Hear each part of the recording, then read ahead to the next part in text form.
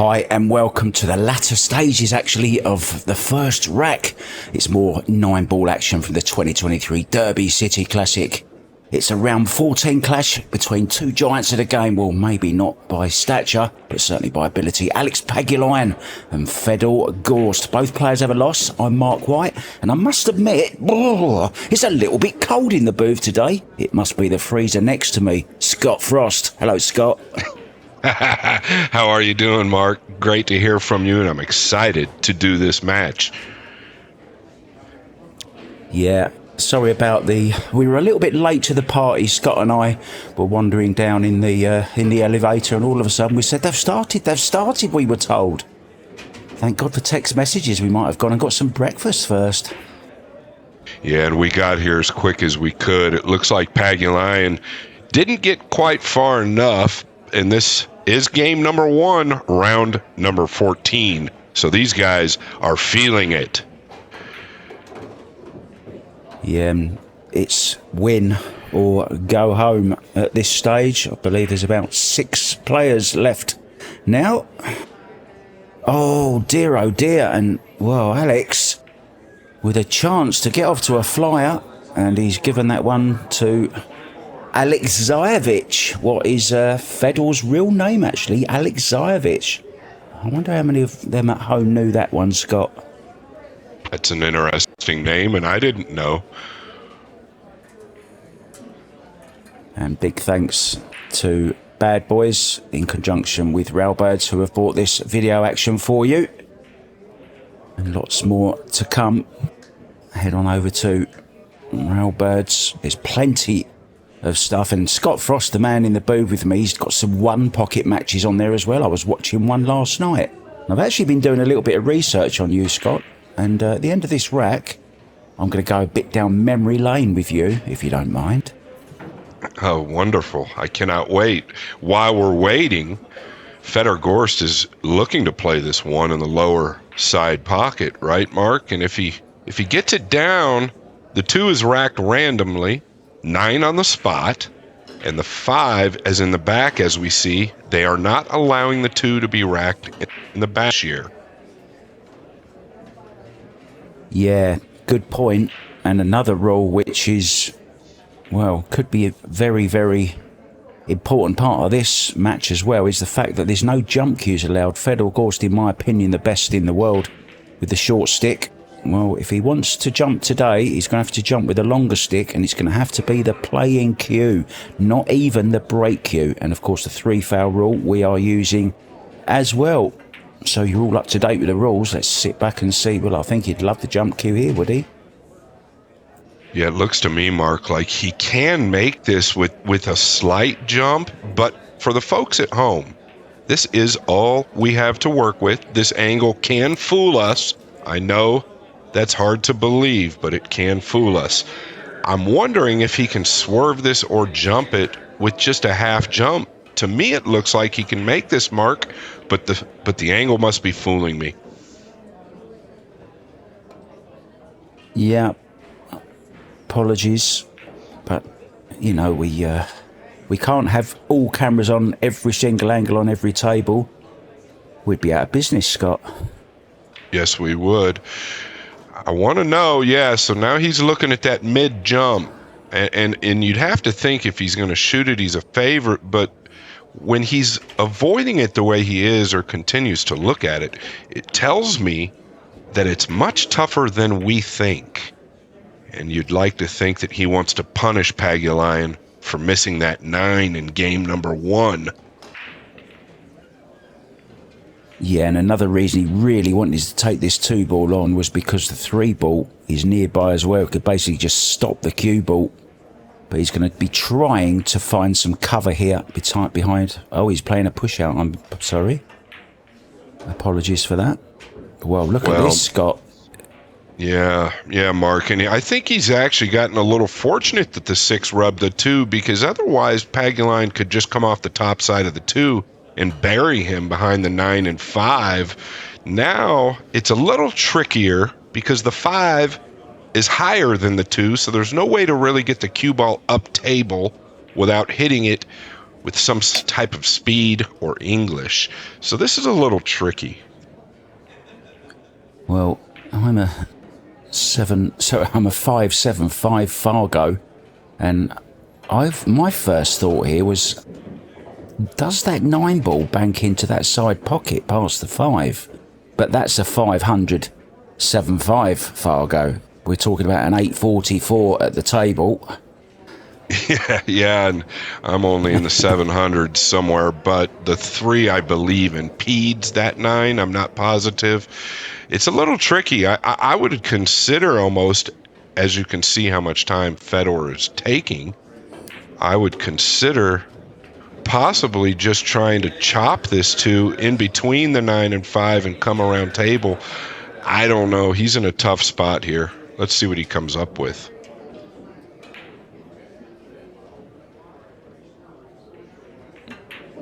I think that's what Fedor's looking at. Yeah, I think that's what he's looking at, your shot.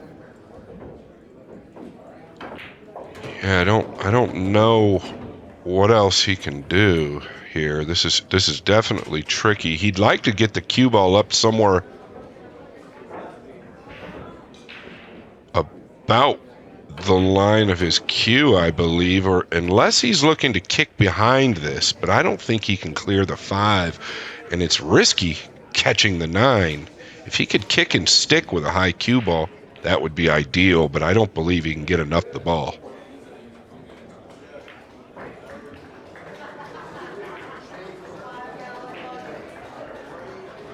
Well, he worked that out quite well, actually, didn't he? Got distance. Okay, a little bit of luck. I don't know that that's exactly right. I don't know that he intended that, Mark, but it worked out. He did get the cue ball up table. It's kind of put a question in my head, Scott. We're playing without a shot clock, and I think that was a prime example of maybe a player overthinking a little bit too much. Maybe if it was against the shot clock, he might have made up his mind earlier. And, you know, trouble is with the more time is more things that you can do, and your head gets a little bit scrambled, maybe. Well, look at this, and I agree with that. More time can cause problems. It can be your worst enemy. But at this moment, Alex might need a restroom break. He's missed the 9. He came up 9 early, in game number 1. And now he's whiffed the blue 2, leaving Fedor duck, goose. Yeah, and you don't want to give this man at the table too many free goes, because we all know Fedor, in my eyes, top 3 player at the moment in the world, if not the top. Yeah, there's no doubt that Fedor is up in the top 3. You couldn't call him the best player in the world. I don't believe. There's way too much talent with Filler and Shaw and all these other young guns out there, but he is definitely there, and I believe his mechanics are as sound as any mechanics I've ever seen. Totally agree. The great Johan Reisink, you know all about this guy. He actually captained your team one year, didn't he? The Mosconi team? As a matter of fact, Mark, I believe he's the last captain to win the Mosconi Cup. I am a big fan of Johan. I'm also pretty close with Johan.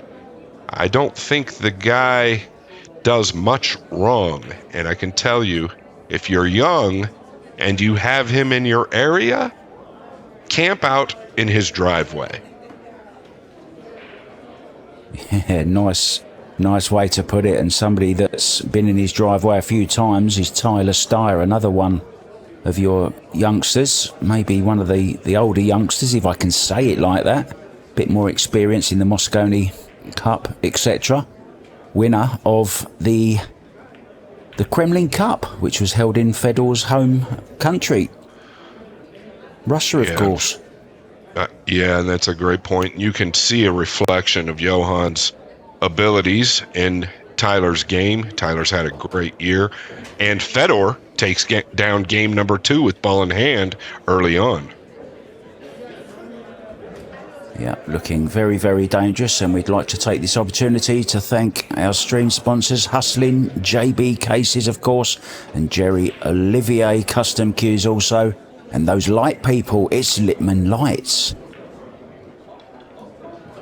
So Fedor racking them balls. 2 is racked not at the back, as Scott alluded to earlier on. We'll be breaking from the break box, which in this case is between the first and the third diamonds on that kitchen end of the table. Yeah, and I'd like to go ahead and point out these guys have been playing a marathon. I believe this is probably the most difficult tournament in the world to play. You start out with banks, which is grueling, and if you're a great player, you're going to go deep. It starts to overlap into the 1 pocket. If you're a great player, you're going to go deep. And now all of a sudden you're deep into the 9 ball. You've got to wonder how these guys are feeling. I know Fedor's in great shape, Mark. And I know Alex is not a big guy. But boy, oh boy, this wears you out. Yeah, not very big, but a big heart of a lion. And just going back to Fedor for a second, won the junior 9-ball championship at age just 16, and then of course the 9-ball world champion at 18, and he has won this event also in 2023, where he won the banks and also master of the table. So he's got pedigree already at 23. Frightening. Absolutely amazing. And he's faced with a defensive play here. I think he's going to utilize the 7 and 9, maybe play the 2 up to the right side of the 4 if the angle serves me right. Otherwise, he'll come behind the 8, in my opinion. Now, let's see what he does. Okay, he decided to come behind the 8, used the 3 and the 8 as blockers. It created more distance, and the 4 might have Pagulayan cut off for the 2-rail dig kick.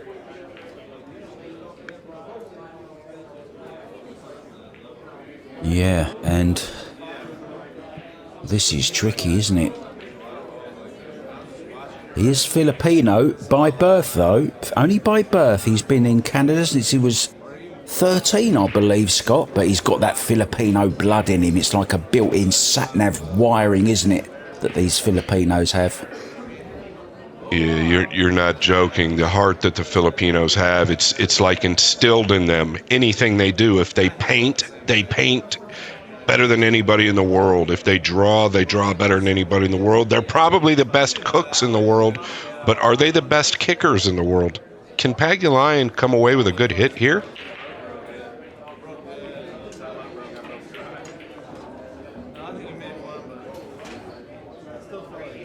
Wow. There's your answer. What a hit that was, Mark.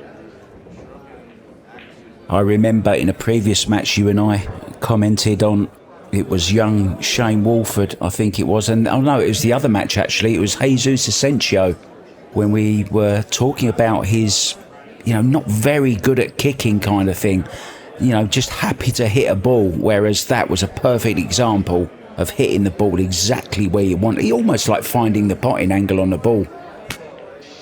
Yeah, and I can tell you, Pagulayan is similar to Efren when it comes to the nip and tuck and the moving game of pool, whether it be 1 pocket or rotation games.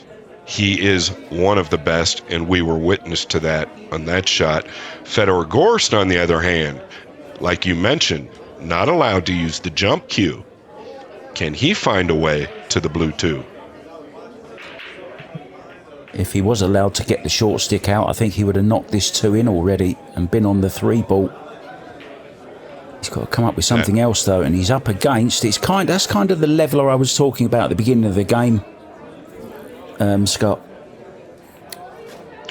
No, I totally agree. I think it does even things out a little bit. You would have to admit that Pagulayan definitely moves better. He's more of a technician in the game, so there's a good possibility that shows up. But it isn't going to show up yet, Mark, because this was an amazing shot, and he played this. It caught the 4 just a hair, but it was going to get safe regardless. What a shot by Fedor Gorst. Yeah. Alex may be a technician, but Fedor is a Q-technician. Brilliant, brilliant shot. I'm wondering if Pagulayan can dig to the back of this. If he can, he could kick and hold there. He utilized the 8 and the 3. He doesn't want to catch the 2 going in.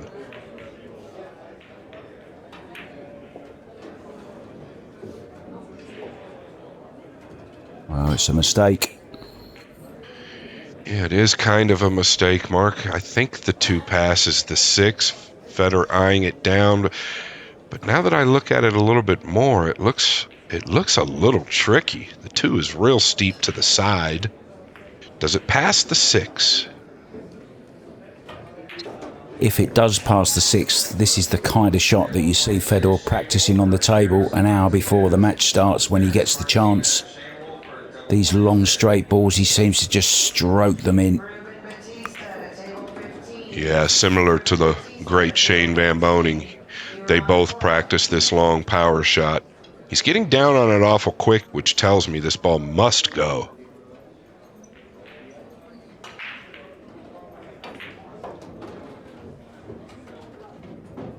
There you have it, Mark. A miss early on from Fedor Gorst. Is this the opportunity that Pagulayan needs? We notice trouble with the 7 ball. Can he get out here, or does he even take this on? I think you have to.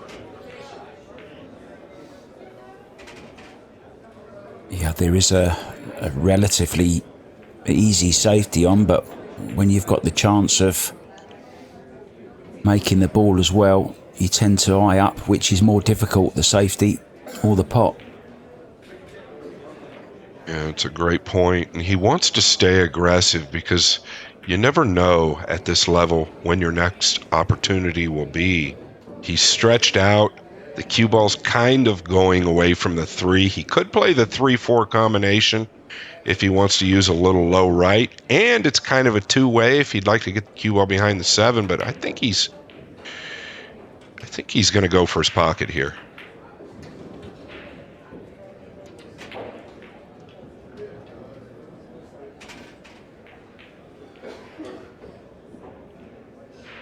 Overcut this by a long margin, but kind of hit it on the pro side. You've got to wonder if he was thinking, hit it thin, overcut it. Is that the right way to think, though? You maybe want to be thinking center pocket, but probably hard to do this late in the tournament. I just think if you're going to make it, go to make it. If you're going to play safe, play safe. If you play an in-between shot, you'll get an in-between result, which is exactly what he got there. He missed the pot and kind of left it safe, but Fedor could have made that. Yeah, there's no doubt Fedor was playing a rail first. He knew if he caught it a little bit thick, the 2 would come over.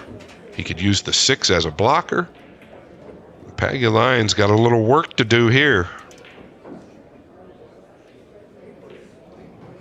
He could float the 2. If he can see any of it, he could float it past the 3 and 4 and maybe use the 6. Otherwise, maybe he goes rail first in a similar type of shot that Fedor just shot, trying to get the cue ball back down in the area or vicinity it's in now. That float shot that I was talking about, Mark, is rather touchy. The 6 is kind of there in the center, but he's got backup with the 3. I think this goes off the 4 ball. I think he just checked this big pocket here I thought he was checking maybe for the 2 off of the 4. It's possible. It's very possible. He could have played it that way and just mishit it. You'd like to think that he played the cue ball 2 rails behind the 3 and 4. Let's just hope that's what happened. Now, Fedor, can he play the 2 again past the 6, or does he have to play it in the side?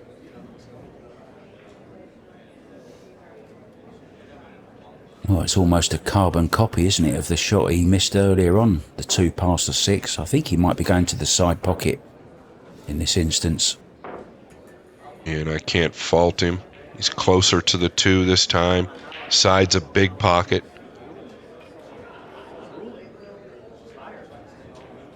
Well, this is 2 in a row, Mark, in the same pocket with the same ball, and he's kind of gotten away with it, but I really believe this time that Fedor is going to be behind the 8, unless Pagulayan decides to get a little frisky, but that 4 is laying a little funny.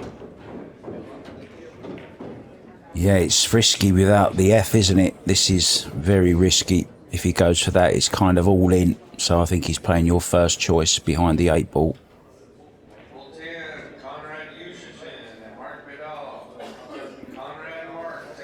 He's overhit it just a fraction, Mark. He's overhit it just a fraction, but nothing easy here for Gorst. Well, we're talking about Fedor Gorst's real name, Alexeyevich. I think that's his middle name, actually.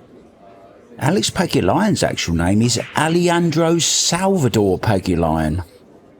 And he got his nickname from the great Canadian snooker world champion, the Lion. He got that from the grinder, Cliff Thorburn. Oh, and what a story I have from Thorburn, which we won't go into today. This was pretty well hit, and it's going to hold up, Mark. We're using 4.25-inch pockets this year versus 4.5. These tables have been played on all week long, and the pockets are holding up. Yeah, and it could be one of the factors why we're getting so many late nights here at the Derby City Classic match. Is taking just that little bit longer. Pockets not quite so forgiving.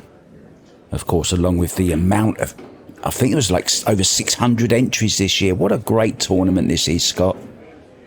Yes, it's absolutely amazing. I was here in '99, the first year.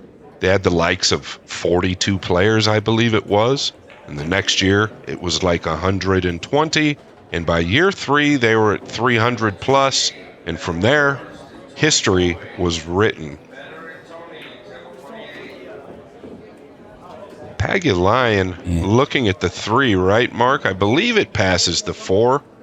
The problem here is the 7.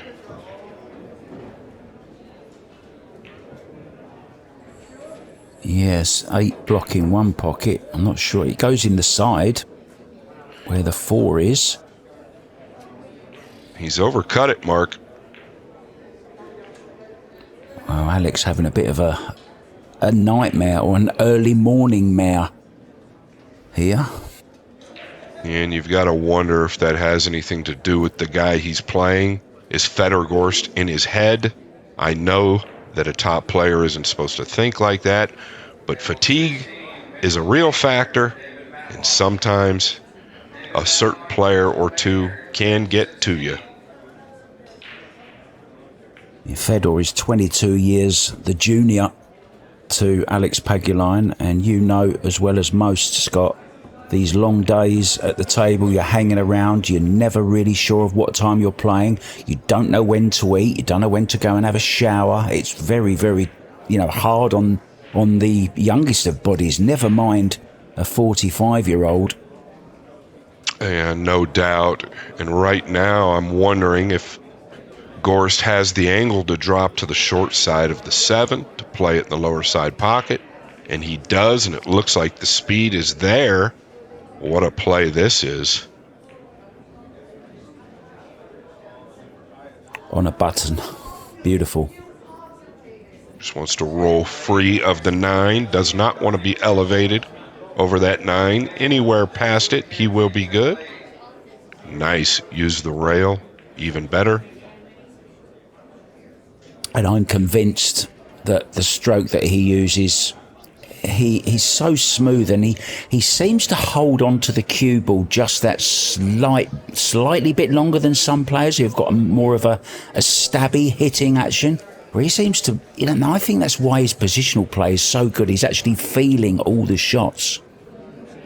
Yes, he is, and his body movement is non-existent, and he goes all the way through the ball. Look at that Q-tip. Look at the finish. And look at the score. Fedor Gorst, 3-0. Yeah, and it's time to have a look at our main event sponsors. Diamond Billiard Products, of course. Iwan Simone's Cloth Aramith Balls, 100 this year. AccuStats, thank you so much, guys. Masters Chalk and Outsville with their AccuRack. The best rack on the market, in my opinion. And Fedor Gorst is using it right at this second to rack them balls again, hoping to open up a 4-0 lead.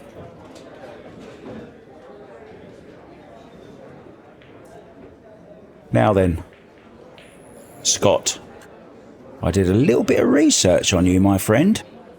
Now, the first question I'd like to ask you, how tall are you?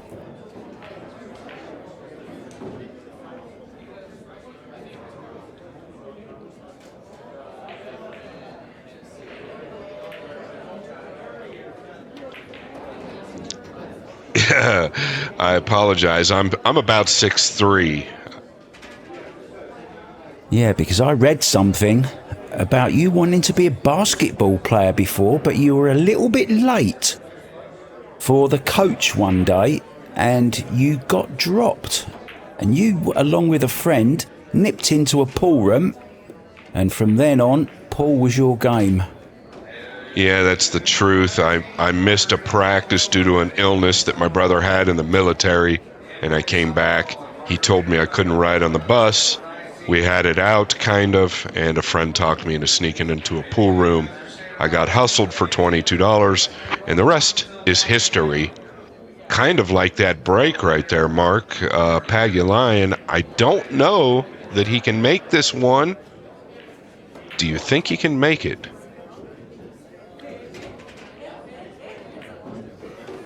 Looks a little bit tight from this angle we've got you for you guys, and sorry, we apologise that we have only got this one angle, but it's the only place we could fit the camera in. The hustle and bustle of the Derby City Classic, you have to get there ultra early, get your camera set up, or somebody beats you to it. And I'm looking at his options here. He's got a couple options. He's got a couple decent safe options as well.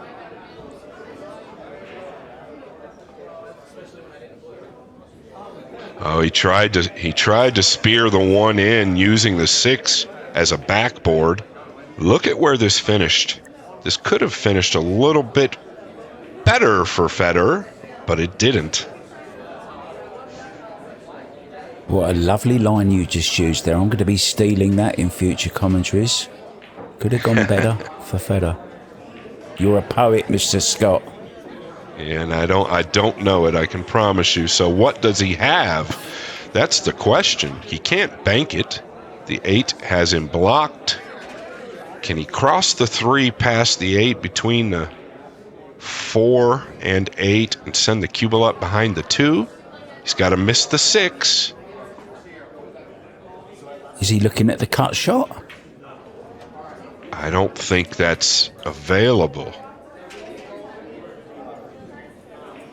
Cue ball over behind. Oh, he's played it inside. Oof. That's the shot. What a hit. Look at the cue ball speed. Playing behind a bare ball like that, Mark, we all know that is very difficult. Pretty well executed. Pagulayan needs to wake up here, or before he knows it, he's going to be trailing a lot more than 3-0. And that shot Fedor's just played is, for a 23-year-old to even think of that, I think just shows the skill level of this guy. Just incredible.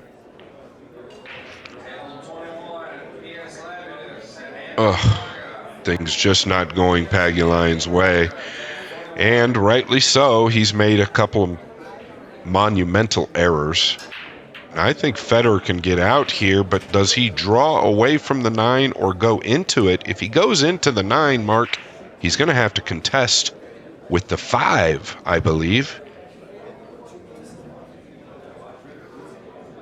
He's going high, I think.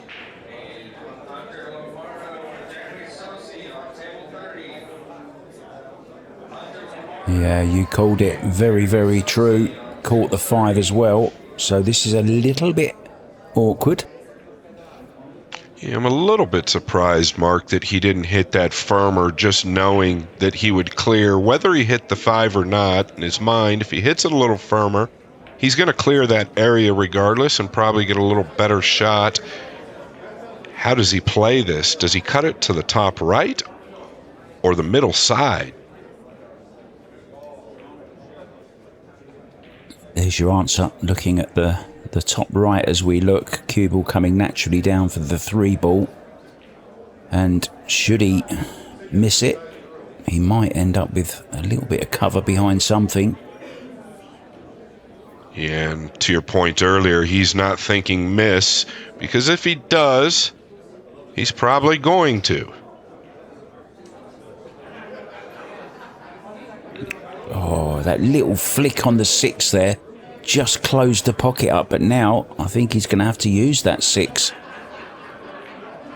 Play the combo. He could play the combo, right, Mark, or could he play the carom? I think he's going to play your shot. He's playing your shot, I think, the carom. Yeah, that's what it looks like. 3 in the side or 3 in the corner? He's hit it a little heavy.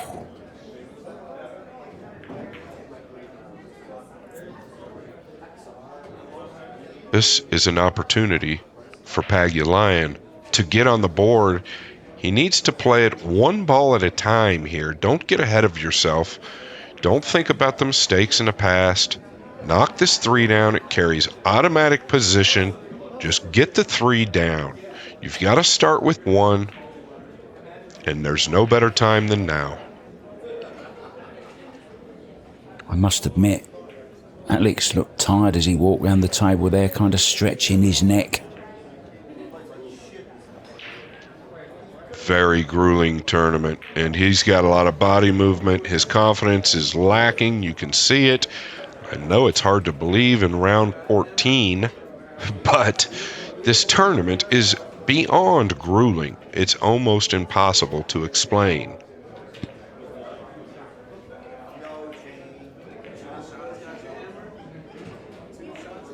Well, Alex has done it all throughout his career. World champion in 2004, US Open 2005. He actually won this event in 2013 and the one pocket in 2015, 16 and master of the table in the same years as well. So he's used to it, but of course, as we spoke about earlier, Scott, there's a lot less players in the times when he was winning it than there is now. It's almost doubled, I would think.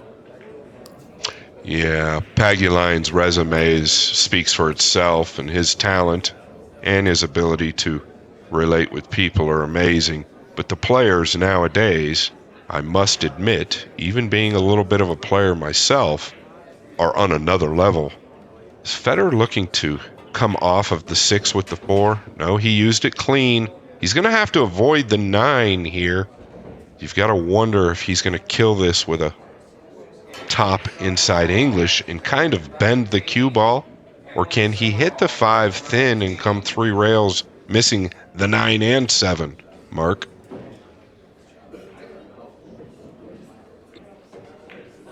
Yeah, I think he's going with power here.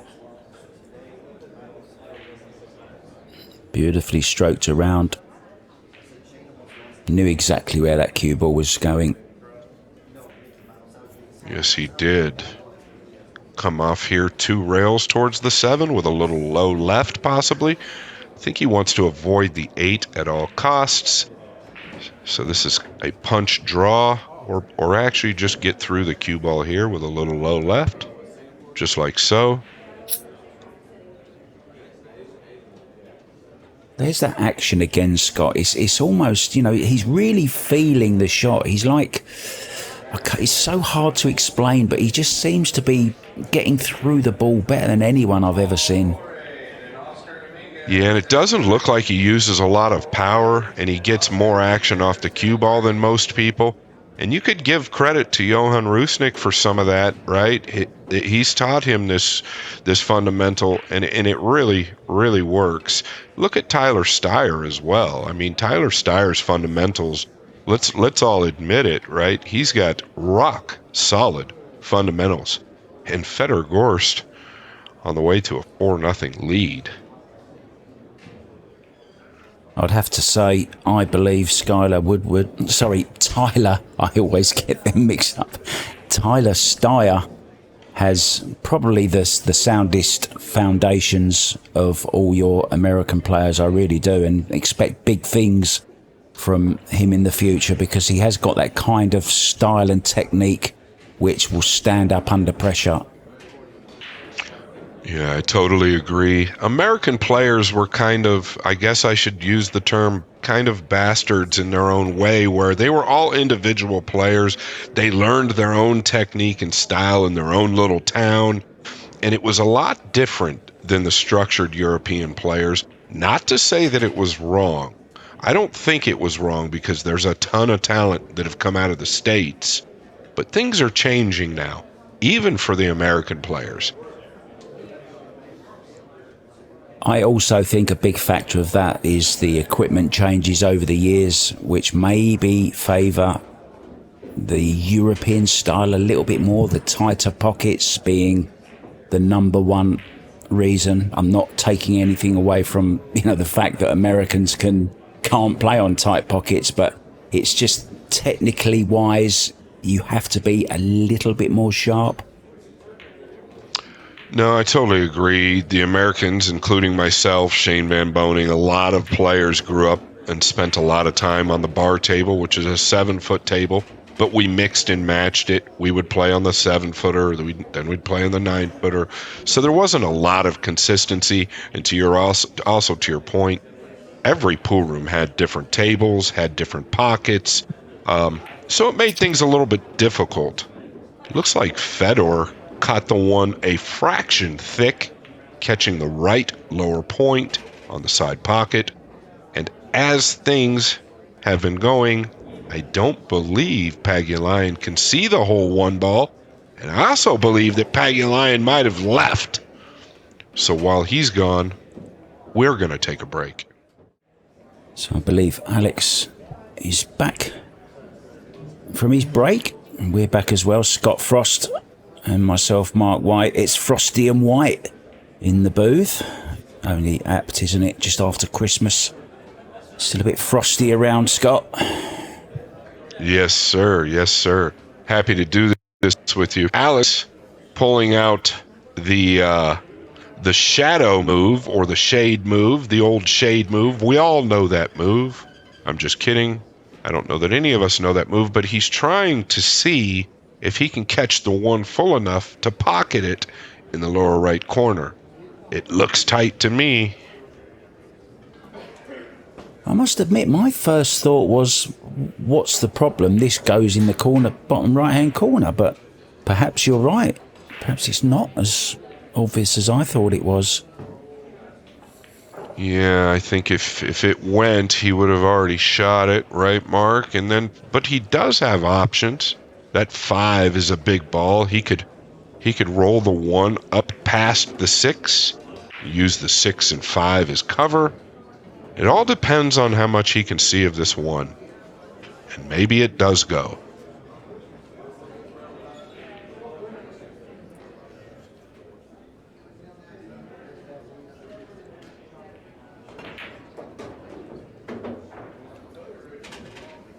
What a shot. Yes, it was a very nice shot, and the speed is what got that ball down. He had a lot of body movement, a little bit snatchy, as you would call it, but he's got a good angle to get to the 3, and these balls should be handled with ease, but Alex seems to be making it difficult on himself. Let's see if he can get out.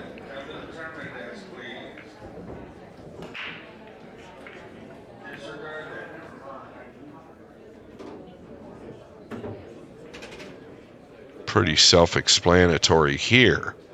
The 3 to the 4, the 5 sits up nicely in front of the lower side pocket. Snatch back for the 6. The 7 lays up in the lower left corner. I don't see many problems here. He's got to knock the 3 down. Nice and clean.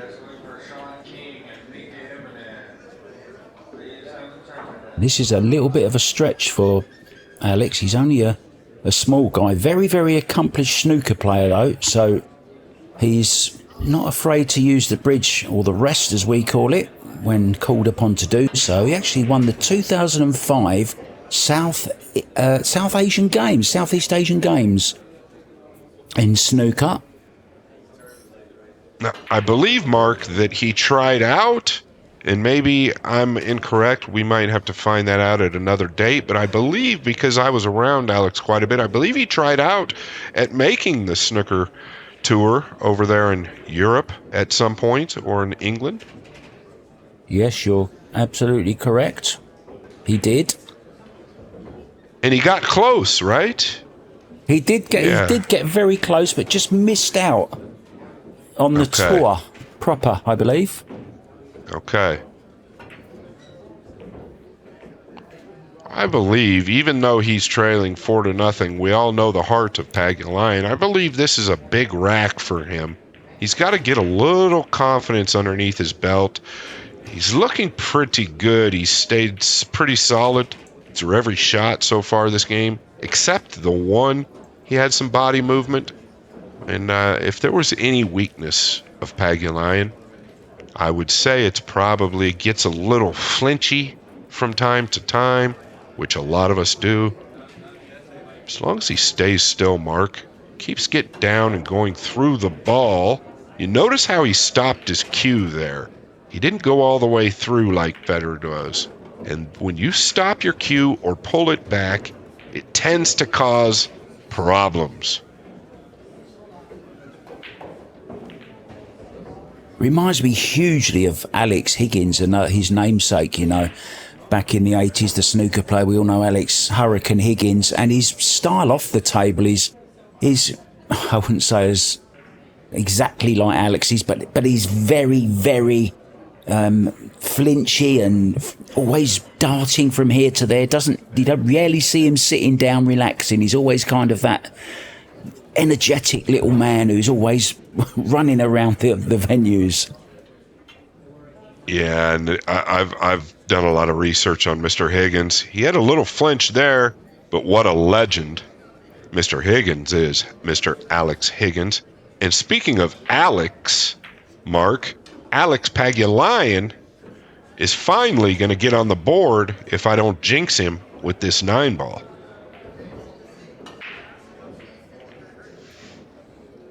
Well, it started out with a miss on the 9-ball, the first rack we caught a glimpse of. This time, no mistake whatsoever, and 4-1 now. So he'll be feeling a lot better. He'll be feeling like he's part of the match before he's just kind of like a bystander. Welcome to the match, Alex Pagulayan. You've arrived. Yeah, Mark, I agree. And he started out, when you start out, I don't know what kind of mind tricks it's playing on him with the fatigue, but you start out where you're supposed to get out. You've got the 8 and 9. You come up just a little short on the 9, but you're still a 90% favorite to make it, and you miss it and then lose 3 more games behind it. It can cause some problems, but you can work through those problems, especially if you're the Lion. Yeah, Alex in the low 800s, the 814. One of the top 32 Fargos in the world. Fedor, though, just second, I believe, to Josh Filler.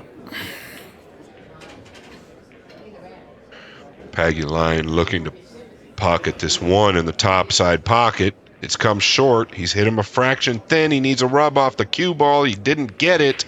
And these balls are laying up nice for Gorst. The only trouble I see is possibly the 3 to the 4 or the 4 to the 5. And this is exactly the layout you want after you've just sat out the rack. Maybe not going cold, but want to get that arm going again. And what an opportunity this is. And as you've pointed out many times already, Mark, the cue ball takes its own pace with the stroke of Fedor Gorst. He gets through the ball. Look at that. He's not hitting the ball hard, and he's getting through the ball more than just about any player you'll ever see. But the difference about Fedor Gorst and all these other great players is that Fedor does it every single time. And that's why he's won what he's won. I mean, the guy already is an enigma at just 23 years old. And I'm telling you now, if I was a young player coming into the game now, I would be looking through the phone book. I'll be asking Google, where can I find Johan Reisnick? I want to get hold of him. I want to work with Johan because I believe he is the top coach in the world. That's just my opinion, of course. Oh, and this has gone wrong. Yes, and on top of that, you could also just find Railbirds TV, and if you're a young player out there, look at this stroke, look at his finish. It's all about the finish, okay? If you can emulate that final motion, I promise you, your results will become highly impressive. I can remember back in 1978, I believe it was. I was 16 years old. I went to one of the top snooker coaches at the time called Jack Carnham. He's also a commentator and a billiard world champion, actually. And we played a frame just so he could have a look at me. And he said, do you know what? He said, I haven't seen you finish one shot yet. And I said, what do you mean? He said, well, you don't finish the shot. Exactly what you just spoke about. Watch this Q-tip through the ball, look. Beautiful. Yeah, it's amazing. Even if he has a little bunt to a side pocket or just a soft roll, he's always finishing. Whereas most of your players just have that tendency subconsciously to pull back or to stop the Q-tip. Let that Q-tip go all the way through. It's easier said than done. But if you do, things will get good. Even on that shot there, you know, he's just stroked that ball. There's no way that ball is not going to drop. And he just gets all that beautiful flowing action. Finished perfect again here. Just to stun this into the side. Over for the 9, and it's going to be 5-1. Just 4 away from the 9. He leads. He needs, rather, to get into the semi-finals. Yes, Mark, and the shot on the 5 as he was elevated on the 8 tells me what kind of condition Fedor Gorst is in. He played the ball 2 rails. He was completely elevated over the 8. So you guys at home that have that rewind button, look at the stroke he put on the 5 when he was over the 8 ball and how easily he got to the 6. Yeah, and that's another big difference. I think we touched on it earlier about how the standard has improved over the years, Scott. And I believe a big part of that as well is social media, YouTube, where, you know, I can remember when I was a youngster, if I wanted to watch myself, I'd lug a big video camera on my shoulder to the local snooker room, and it'd take me an hour and a half to set it up and get the lighting all right. Now you just stick a phone up and then literally 10 minutes later you could be watching it on YouTube and working out what you're doing wrong. Plus you get to watch every other good player in the world as well, which just wasn't available in our day. Yeah, it definitely wasn't available. I ran around or stayed in my parents' basement with a VHS tape of Bustamante and Efren, and I must have watched that 7,000 times. Fedor Gorst looking to pocket this 1 in the lower side pocket here, Mark. And if he gets it down, comes away with a shot, Pagulayan is in real trouble. Well, he's missed the 1.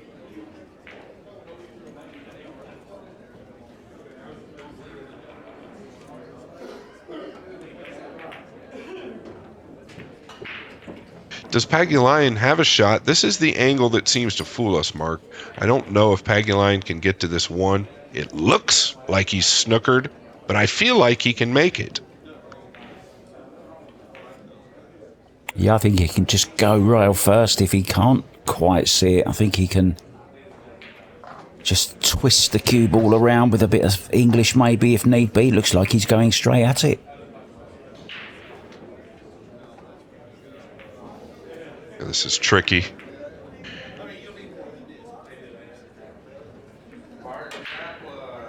What a shot. What a shot, Alex Pagulayan.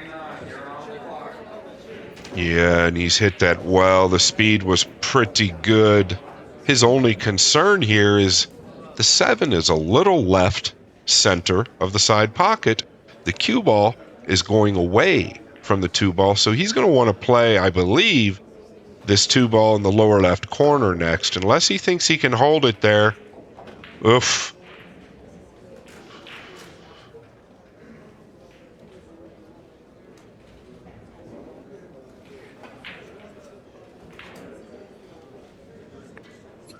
That's funny.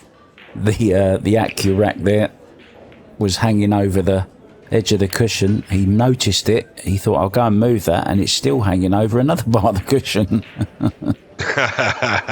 It is.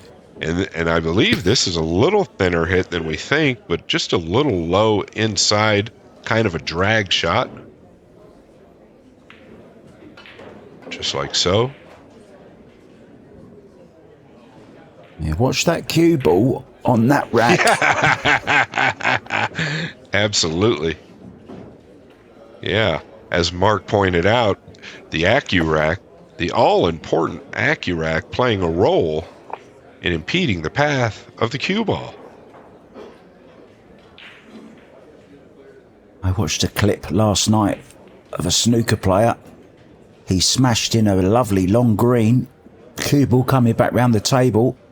As he played the shot, the chalk had come out of his waistcoat pocket, out of the vest pocket, gone onto the table, and the cue ball's come round the table and hit the chalk, and it was a foul. Oh, that would be one of the worst ways to lose a game. I've done something just about as bad. As a matter of fact, it was in this tournament. I went to spot a ball, and I was deep in the 1 pocket. I went to spot a ball, and it slipped out of my hand over the pile of balls and opened them all up.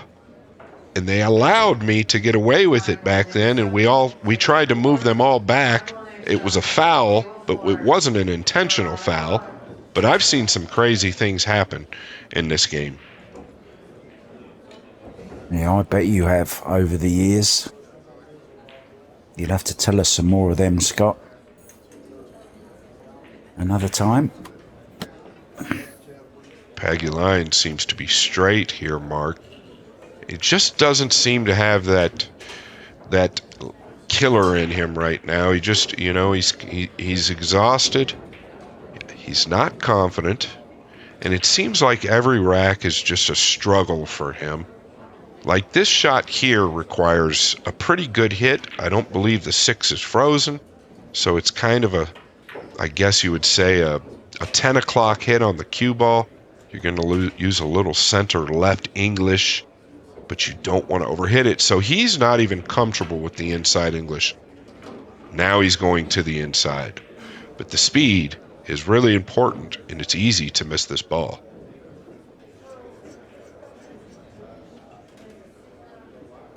Yeah, nicely done. Another thing that reminds me of him and Alex Higgins is always seems to be living on the edge kind of thing. You'd never put your money or your house on him making the all-important ball. You would Fedor, but maybe not this guy. He just seems to have got all that nervous energy that shows in his cue action and body language. Yeah, that being said, Mark, for a long time, Pagulayan was the guy that people would put their money on. And speaking of that, Pagulayan would put his money on him. And I believe there might have been a time or two where he put his own house on himself. But that's neither here nor there. Those days are in the past.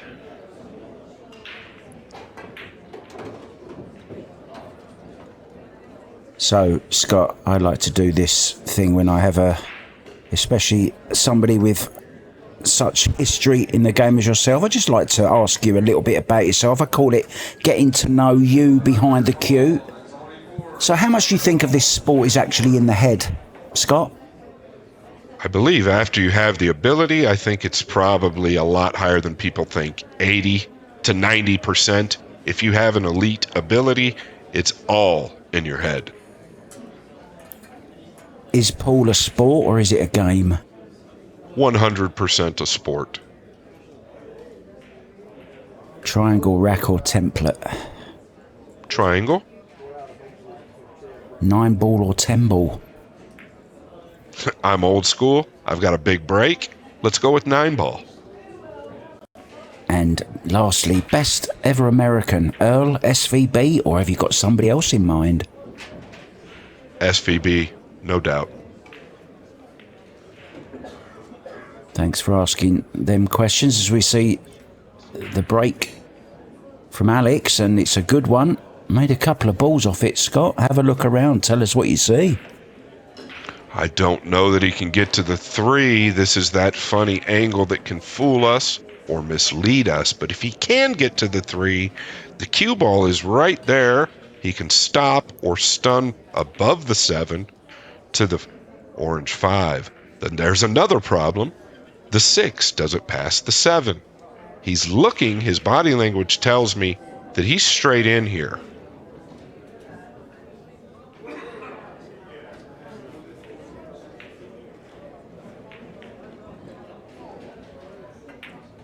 Well, there's one problem gone.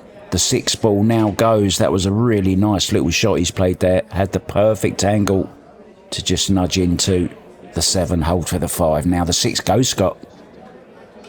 Yeah, and you almost wonder the way he hit that. He used a low left English and kind of drugged the cue ball. You almost wonder if he had to swerve that, but either here nor there, he's moved the 7, like you said, and it looks like he's getting more comfortable. Is it too little, too late? That's the question. I think he's come just a little bit short on this 6 ball. Yeah, he can come forward with just a touch of inside, come between the 7 and 9.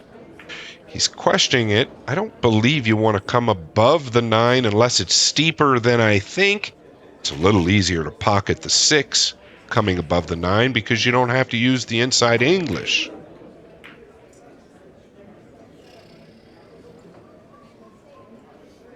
He did use the inside English, Mark.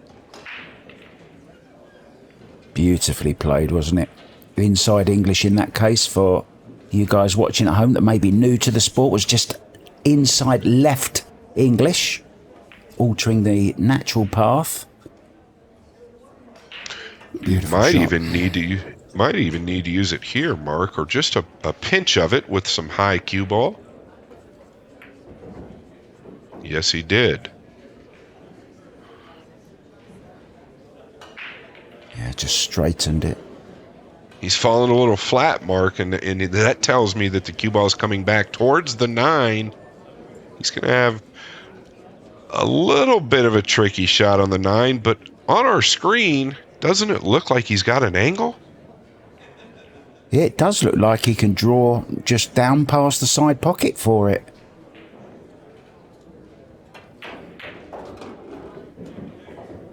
Yeah, nicely done. Very nicely done. A little flinchy, a little snatchy, but he gets the job done. Efren Reyes does the same thing at 69 years old, and this guy is still beating everybody. So if it works for him, why not work for Pagulayan?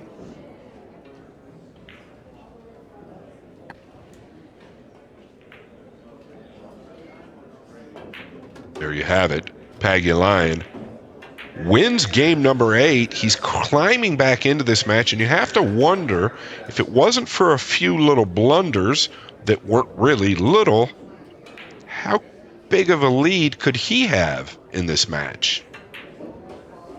Yeah, well, 2 racks at least. I remember him giving away that he should have won. I definitely have Alex ahead now. Fedor just coming to check. So what's Fedor doing there for fans at home, Scott? What was Fedor doing? Well, I noticed that Greg came up while Alex was racking the balls in the last rack, and Greg is Pagulayan's sponsor, and he's a great guy. Does a lot for Pagulayan. I don't know if that had anything to do with anything. I don't think it did. What is Fedor looking at? I'm a one pocket player. That's what I'll say. I don't really know. But whatever he looked at, I don't think that Pagulayan made the intended receiver, which was the 1 in the side, but he did pot the 6.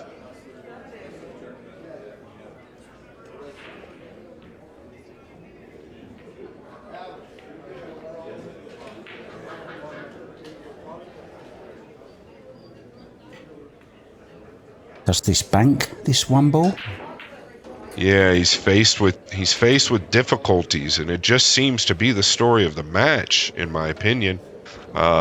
Nothing easy. Nothing has been easy. I think he's got to play something defensive here.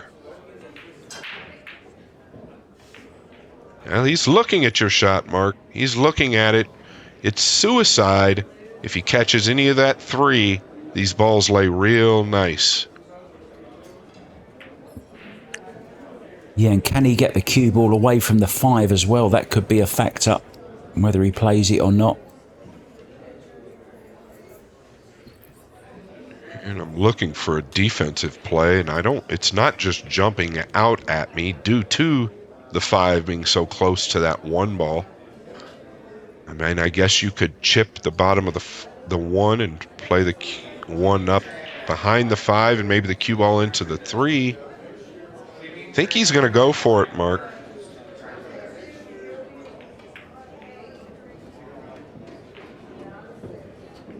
Well, I've called that wrong. He was real flinchy. He's left an edge here. Now, call me crazy, but does this go in the side pocket? Has he left enough of it? Yeah, I'm definitely not calling you crazy. I think you're right. I think it might go, but he's also got coverage with purple 4 and the 8, along with the 2, as you see what he's looking at.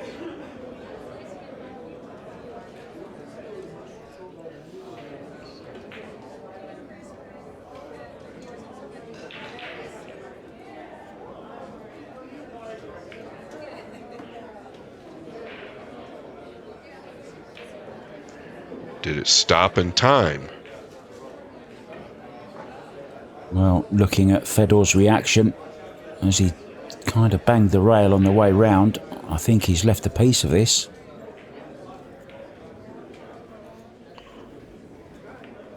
Boy, it's hard to believe that Pagulayan can cut this in the lower right. He did look at the top right, meaning that he could possibly take a look at the bank. Yeah, I don't mind the bank either. I mean, there's a chance. Yeah, what do you do, Mark? Is the defensive play as difficult as the bank? I'd say it probably is. I don't know what you do here defensively. Do you see anything? Not defensively, I don't, unless you're just not going to play the bank and send the 1 around the angles and keep the cue ball behind the 8 somewhere. Well, he could pot it. Oh, this is unlucky. This is super unlucky if it goes. Oh, he's okay, but, well, 1 ball in the jaws. Yeah, and I guess that he just maybe hit it a fraction hard. I think he had to spin it. He used a maximum outside English with low, and he probably right at the last minute snatched it a little bit with a little too much pace, a fraction easier, and that 1 drops. But note, as you said, where the cue ball finished, the 4's got the 2 covered, and he's lucky he didn't scratch. Yeah, even though this 1 ball is over the pocket, it's never easy to just judge when you're so close, and it's gone a little bit close to the rail, but should be okay. Just going to have to dig down here though, Scott. Yeah, to your point, those balls that are hanging, especially the ones that are deep, your guess is good as mine as to where that cue ball could finish. Fedor did a pretty good job from where it laid. Is, to Mark's point, also on the rail or close to it. He can elevate here, and I assume he will. Can he punch past the 4, or does he draw straight back?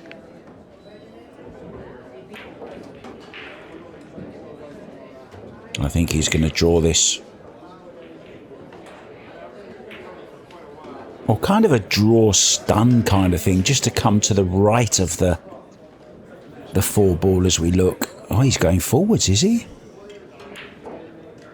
I don't know what I think he's going to punch this, and that's what he did. He didn't get enough of it.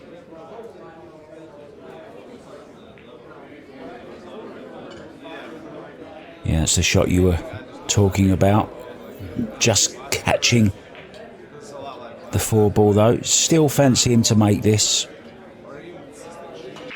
Yeah, the only issues here, Mark, in my opinion, is the 4 plays on the lower side. If he comes anywhere short towards the 8 and 7, he's dealing with some traffic. Does he shoot at this? Yeah, he used the 5. I like this play. What a shot that is. Once again, that feel for the positional side of the shot, absolutely spot on. Yeah, no doubt. Utilized the 5 to his benefit there. Of course, he could have made the 3. He's going to lose control of the cue ball. Plays his percentages. And this is what Pagulayan is faced with. I don't know that he can go to the long rail just above the cue ball, 1 rail towards the 3 with spin. And it doesn't look like it, Mark. He's going to have to come 3 rails towards the 3.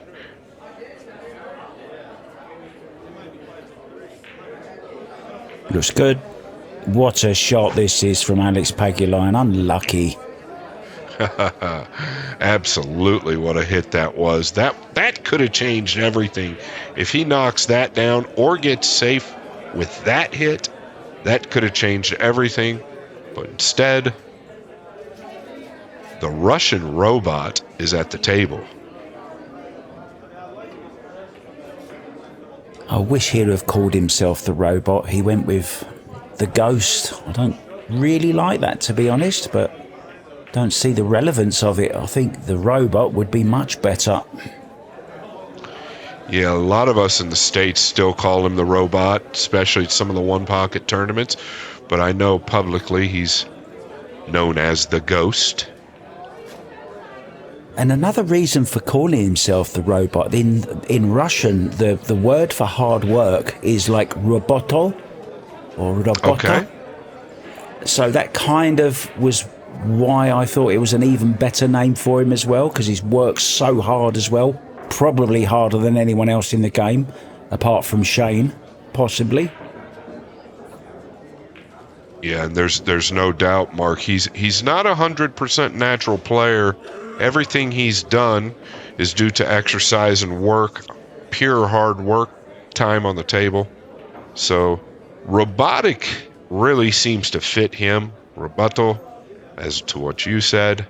But he's the one playing. It's his name, and if he goes with Ghost, I guess we do too.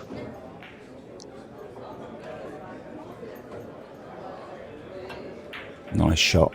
Played with high left, 10 o'clock on the cue ball. Spinning it around 2 rails, coming in on the pot-in angle. Towards it, always nice, rather than crossing it.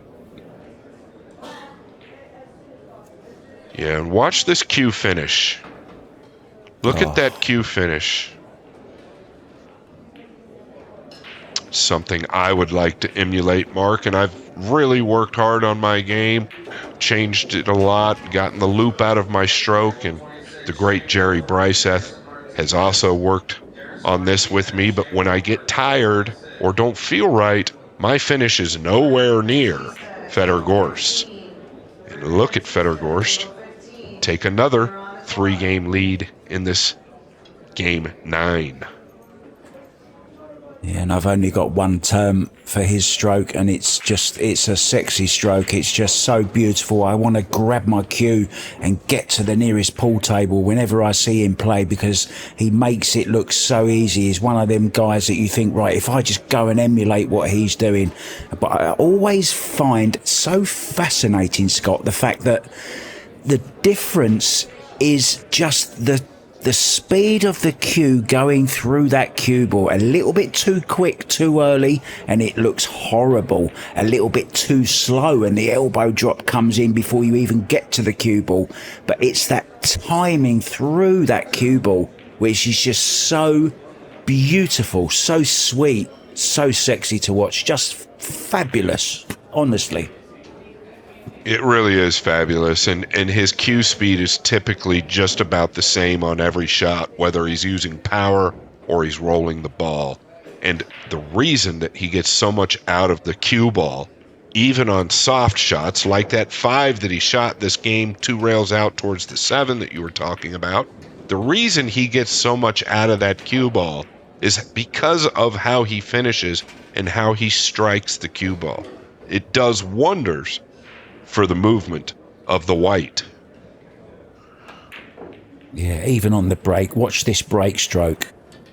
Exactly the same, doesn't change it.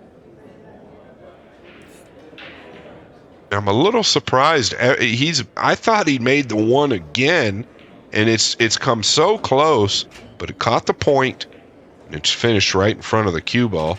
The 3-7 does play, Mark.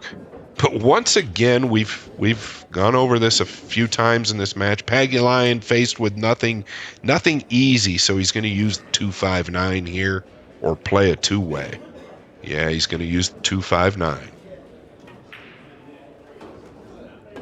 Yeah, kept it simple.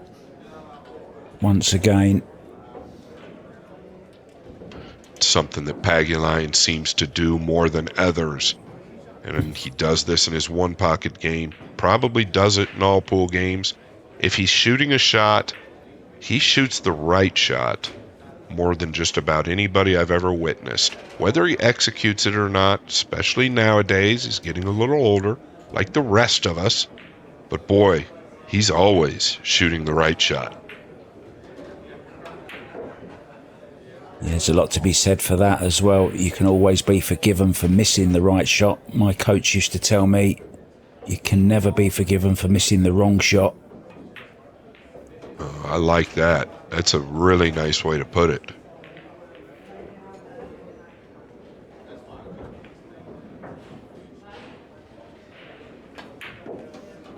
You got to believe that he tried to come behind the 1 there.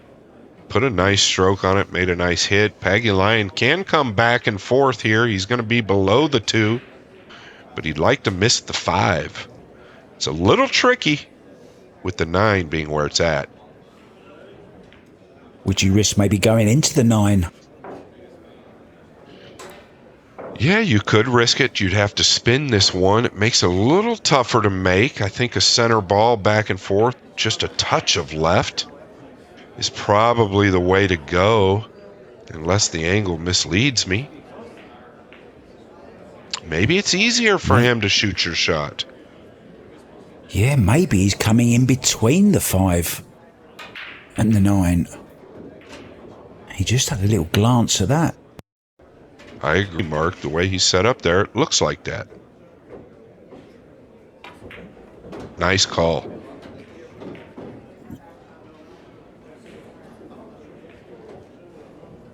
Oh, I love it when the players help me by pointing their cue, Scott. I'm not that clever. You're pretty clever, my friend. You're pretty clever.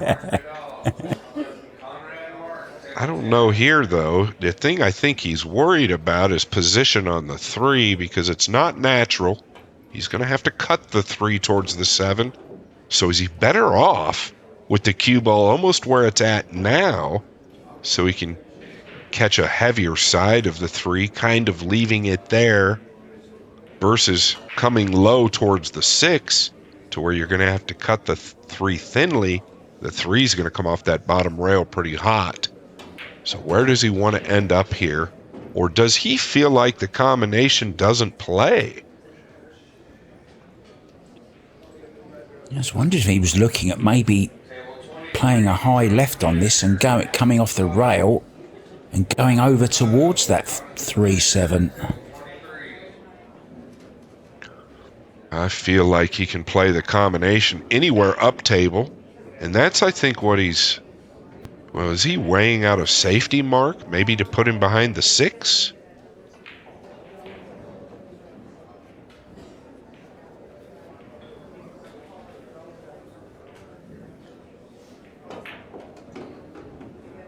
Wow, I'm surprised at this. I'm surprised at this regardless. There was a gap between the 3 and 7. At minimum, you don't want to take a chance of that happening. At least keep yourself clear of the 3. What do you think here? If he's got the edge of this, he's been very fortunate. But he might just be... Was he looking at maybe playing a deliberate foul and tying something up?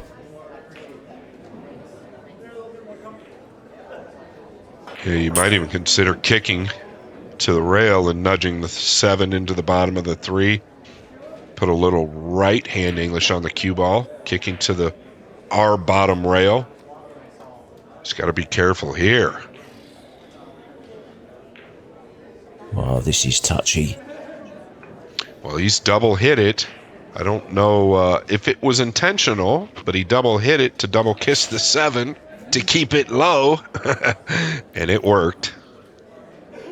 Yeah, that's like a double foul, isn't it? It's he's played a foul on the 7 by double hitting it, and he hasn't hit the 3, so it's kind of a double hit. Yeah, the old double whammy, Mark. Yeah.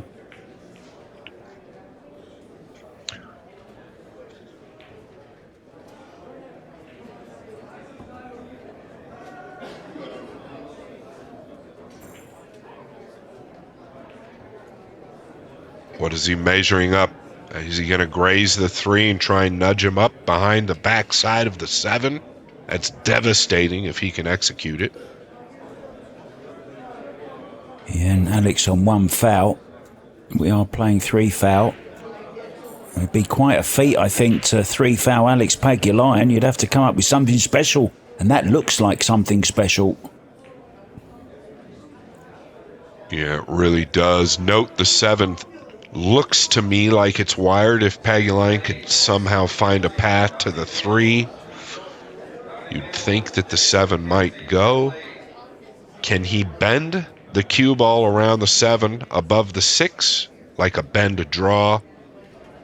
I don't know. Obviously not. Yeah, I remember Jimmy White playing one of those on the 2 ball in the Moscone Cup one year against Earl and Mr. Massey. They were flabbergasted by the shot. I'm flabbergasted by this shot. I see what he was trying to do, trying to get to the 4, but boy, you're asking a lot playing that 9, 2 rails. And look at this, Mark. The 7 must not be wired, or if it is wired, Fedor wants to 3 foul him. Yeah, just checking to see that the 7's frozen. Don't see that really makes any difference. Well, I think you can count on one hand how many times Alex Pagulayan has been 3 fouled over the years. I totally agree with that. I guarantee you it's on one hand on camera. Off camera, we don't know. Oh, he's brilliant. welded him Perfectly. He's welded him. Oh. Yes, he has. You've got to wonder, Mark, what was going through Alex's mind there, because he knows that Fedor's going to put him back where he didn't want to be the time before. So how does he get to the 3 here? 2 rails? He's got to be careful. Just before the side pocket. Oh, look at this for a shot. Oh, he's missed it. It's 3 foul. It's going to be the rack to Fedor Gorst. He will lead 7 racks to 3. Smiling Fedor Gorst. Yeah, Fedor's got to feel pretty good. He's 3 fouled the Lion. He might get an award for just doing that. I don't know too many times, as you've stated, that the Lion has been 3 fouled.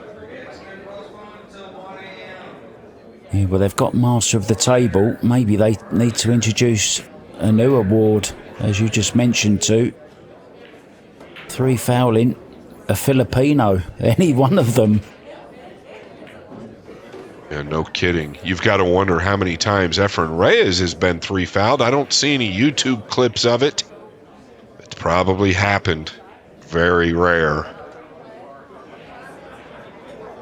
That would be my first question if ever I got to interview the great Efren Reyes. My first question would be, have you ever been 3 fouled? You know what, Mark? I was very fortunate this tournament. Efren finished 3rd in the 1 pocket, and he invited me up to his room, just him and I got to interview him on my cell phone. It was an emotional time. Efren and I have spent a lot of time playing one another, but I was moved. I was sincerely moved by his finish in this 1 pocket event. It was absolutely astonishing at 69 years old to go through 547 players if there was 550 in the tournament. It's absolutely amazing. Well, I'd love to see that. Is it online anywhere? Have you put it on your website? Scott, is it onepocket.org, isn't it, your website? No, that's Steve Booth's. I actually don't have a website. I was a little bit shy to put the interview out because I felt like it was a little narcissistic of me and just Efren, me going up there. I'm a little bit shy of myself kind of doing things like that. So I gave it to Melina Mike and Windows Open, and I believe he posted it sometime back, a few days back. Pagulayan comes with a nice swerve on the 1.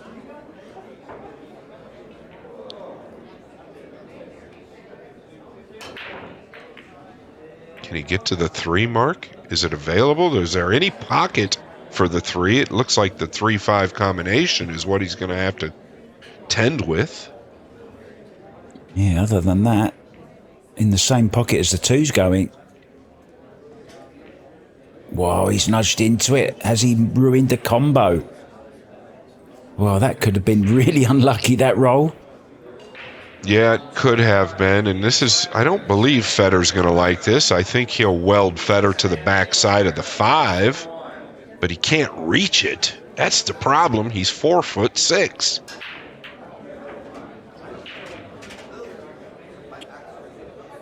I was absolutely amazed the first time I met Alex. He really is a small guy. I was actually at in Las Vegas at an event, and I was waiting at the airport to fly home after it, and I saw Alex in the queue behind me waiting to check in, and I got onto the flight and there was a seat next to me, and who came and sat next to me on the flight? Alex Pagulayan. That had to be a treat. That had to be a treat. I'd like to have been a fly on the seat or the wall there. Well, that was kind of my thought. I thought, oh, I got Alex Pagulayan next to me. And he spent the whole flight, either he was going to London to play in one of the Matchroom events, and he was either asleep or pretending he was asleep so he didn't have to talk to me. I like to think it's the first one. Oh, that's funny. I'm a little surprised he's not coming off the top side of this, just welding Fedor behind the 5. He's moved the 4. Was the 4 in the path? He's saying it's not. Therefore, this is debatable. Wondering if we could get a replay of this. I'd be interested. Okay, so he's going to go ahead and give up the ball in hand. That's a classy move. Yeah, so look at coming off the top side of the 3, just putting him to the top rail there. He didn't do that. He moved the 4 with his rake. The 3 didn't go in the path of the 4, and neither did the cue ball. Therefore, legally, I don't believe that that's a foul. They're not playing all ball fouls here, Mark, are they? No, I don't think they are. Not on the outside tables. Not without, with a referee, it's very, very difficult to play that. That being said, Mark, Fedor are going to take ball in hand with the 3 in the side. These balls, once again, maybe the 5 to the 6 could be a little problem. Maybe.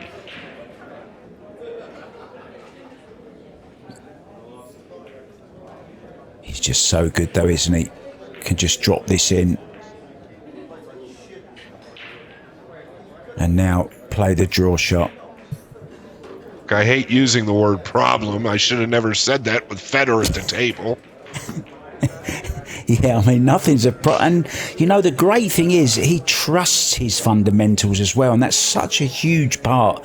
Being able to, you know, just concentrate on the actual shot, knowing that your fundamentals can be fine. It's just a little draw shot here. Now, leaving a little bit of distance again on the 6. Not a problem for Fedor Gorst. Just beautiful. Yeah, and you're absolutely right. He's got options here. He could come 2 rails tight or 1 rail up. He'll probably choose the 1 rail up because he's so confident with the inside English. But 9-ball players, or excuse me, rotation players love to use that low outside English. And that's what he's going to do, Mark.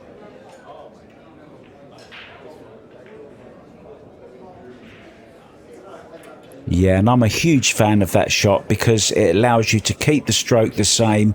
You can feel the shot. It just seems more natural, even though that may be a bit of a contradiction, but it just feels more natural, I think, for the modern player to play that rather than letting the cue ball go where it wants to go. I have to agree. And the other thing it does is it takes away the skid. If there is any dirt on the ball, when you're using that outside English with a little bit of pace, it takes away the skid, gives these players more confidence in pocketing the ball.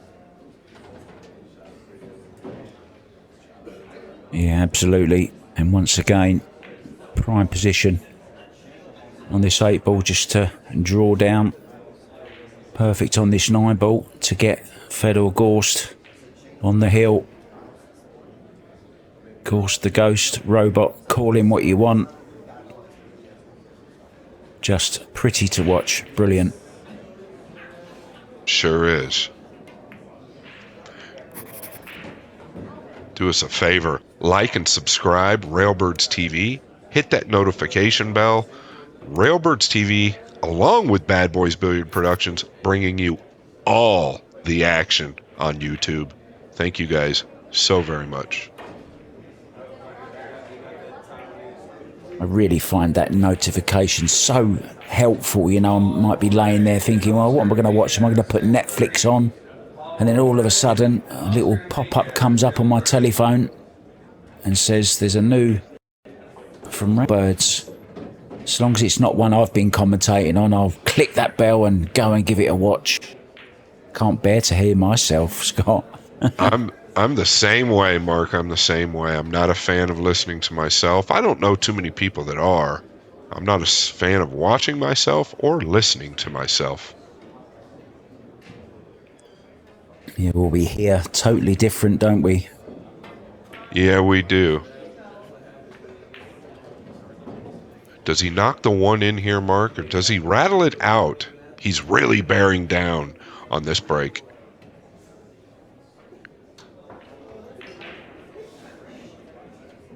Same result. Same result exactly. Can he get through to the 1 again? It is the same result exactly. Fedor not thrilled with it. He knows in order to win this tournament, he's got to be able to consistently pot the 1 on the break. I'm just wondering, because in the matchroom break box, it's slightly smaller, and players seem to have got that 1 down now, you know, that break, making the 1 in the side. And this break box is just slightly larger, so maybe they're not just finding that little sweet spot. They've not got that same kind of marker to go to, you know?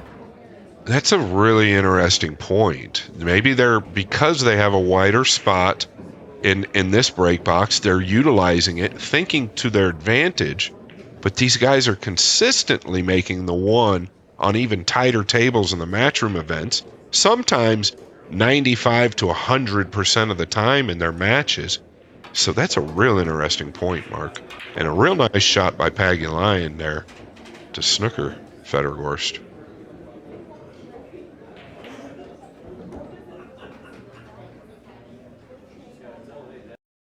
Fascinating point you just mentioned right there. Leave it to you to come up with that. I wonder if going out further with the cue ball, maximizing the break box, is causing inconsistencies with pocketing the one on the break.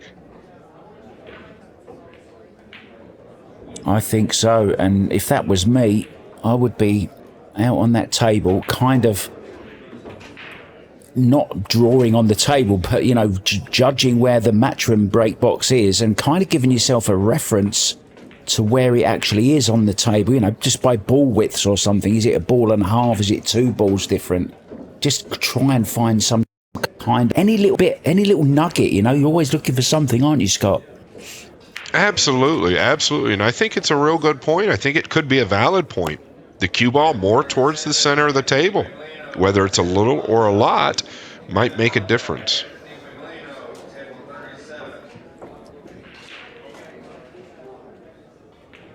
Look at that Accurac leaning over. I don't feel like it's in play this game, but you never know. See if Pagulayan decides to move it at any point. He is laying at a good angle here, Mark, to just come to the bottom rail, straight on the 4. It seems like, to your point earlier as well, is he overthinking a little bit?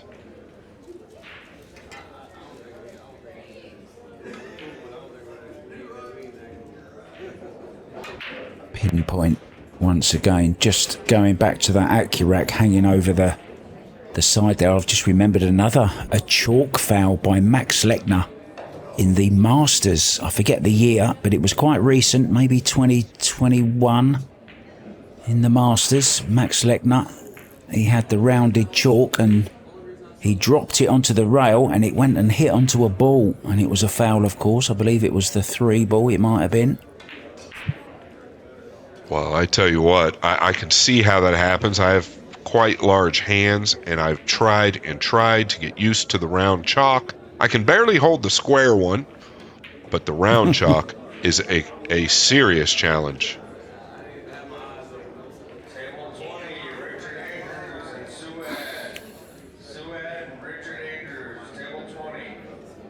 Does he play to the side pocket, or does he come all the way out? I think he comes all the way out. It carries him to the 8. Just like so. He'd like to get a little flatter or a little straighter on this ball, but he's okay. He's going to have to pinch this with some inside English if he wants to get close to the 8.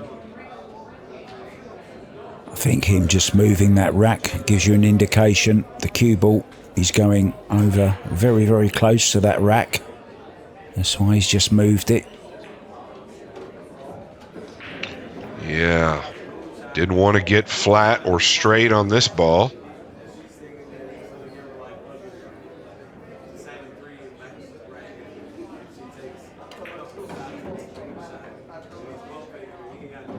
Big shot right here to keep himself alive in this match. Fedor Gorst on the hill. It's wiped its feet. The cue ball isn't right where he wanted it, but it should work out.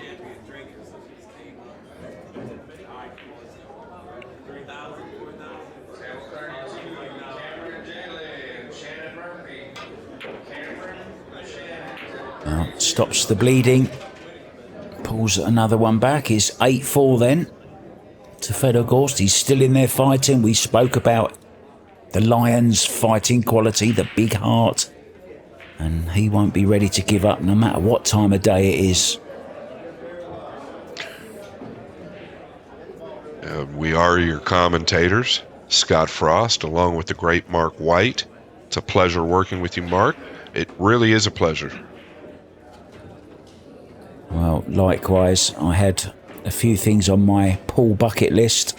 A lot of people like to go and see the Taj Mahal or the Sydney Opera House, or maybe the Hanging Gardens of Babylon, but one of mine was to commentate with the great Scott Frost, the great Jeremy Jones, the great Tony Robles. I've done them all within the space of a couple of years. I'm so proud. You do a fine job. You do a very fine job. Pagulayan massaging the rack.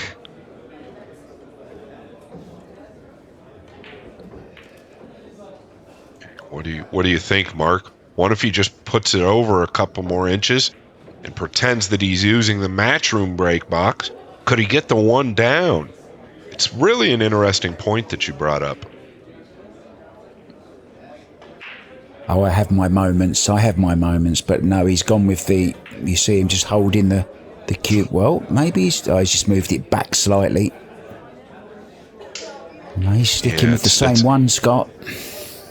He is, and it's kind of fascinating that they're using that line all the way out. I guess it's just a subconscious thing that they think they need to do. The 2 is down, but the 1 nowhere close to the side pocket. And he's faced once again with some type of a bank on the 1 if he'd like to take it on.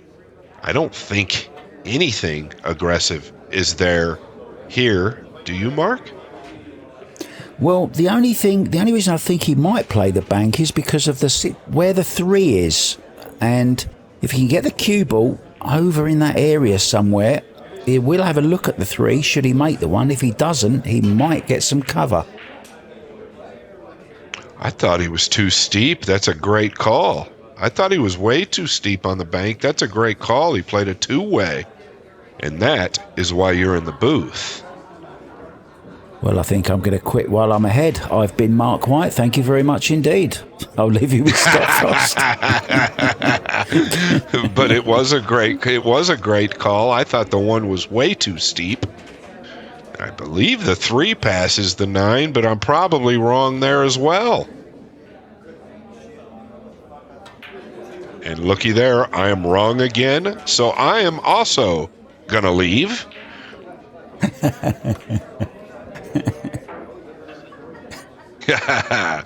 Oh, well, Fedor Gorst faced with a kick here, or can he get between the 4 and 9? I don't think so. I know I've got that right. Well, if he can kick one rail off the left-hand short rail as we look, I think you might see a bit of pace in this shot. I'm wondering if he's going to use the purple 4 and maybe try and cover Pagulayan on the 9. Okay, he went exactly at it. What I thought, the 9. Oh. And this is a shot that nightmares are made of for Pagulayan, especially in this position in the match. Fatigue has set in. He's got distance. He does have some space off of that rail. I wouldn't be shocked if he stabs it in, but boy, it's a tester. Yeah, and 8-4 down, it's even more pressure. He knows one more shot could be his last in the 2023 Derby City Classic 9 ball.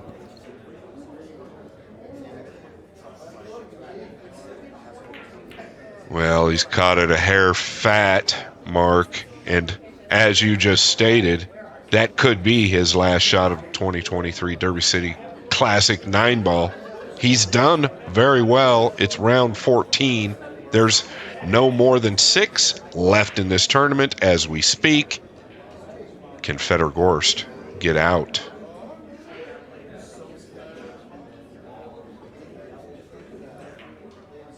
Well, going to round 14, you could usually expect to win 2 tournaments by winning that amount of rounds, but, well, this is the Derby City Classic. This is a marathon. This is a completely different animal.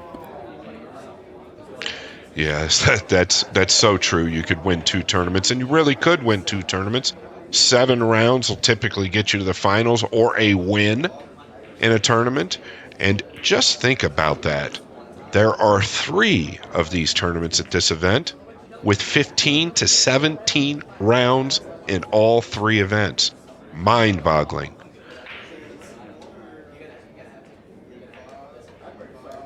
Yeah, I was lucky enough to be present 2 years ago as well, when I was just spectating, just kind of getting a feel for it. I'd heard everyone talk about it. They said, you've got to see a Mosconi, you've got to see a US Open, and you just must see a Derby City Classic. And, well, what a time I had. It's a special event. It'll always hold a place in my heart.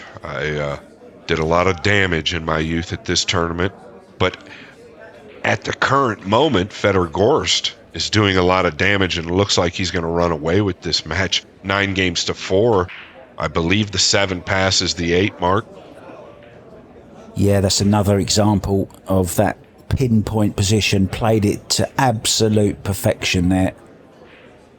Just the slight angle to allow himself to draw back. And now it's just a stop shot on this 7. Looks like tic-tac-toe. Yeah, as they say in Russia, it will be do svidaniya. It will be goodbye, Alex Pagulayan. Das Vidanya.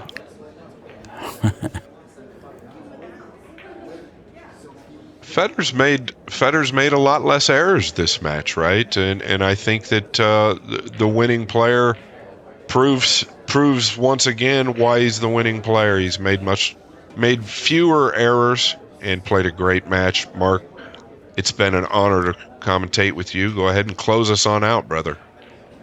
Yeah, you too. It was a robotic performance. It was more consistency from Fedor Gorst. Thoroughly deserved win. It wasn't the normal Pagulayan. The time of the match could have something to do with that. Take nothing away, though, from that man on your screens. Just putting those cues away. He can go and get some rest, and he'll be back for a semi-final very, very soon. Thanks so much to Scott Frost. Thank you to all our sponsors. And we will see you very, very soon. I've been Mark White. We'll see you again soon.